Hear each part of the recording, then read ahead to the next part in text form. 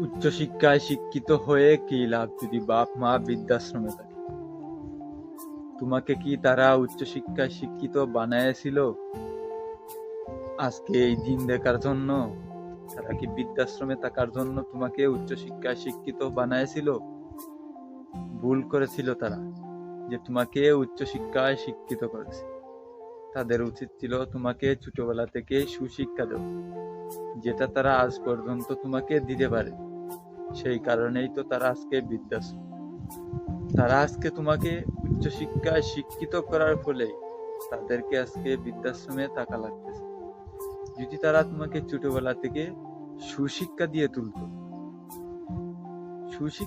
তুলতো, অভাব দেখিয়ে তুলতো, তাহলে তারা আজকে তোমার সাথে থাকতে পারতো।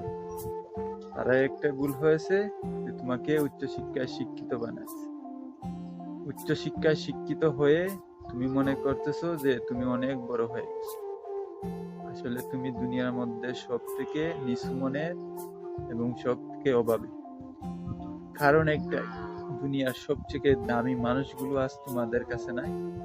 তারা তোমার থেকে ছেড়ে দূরে বৃদ্ধাশ্রমে থাকা লাগতেছে এই উচ্চশিক্ষার কারণে।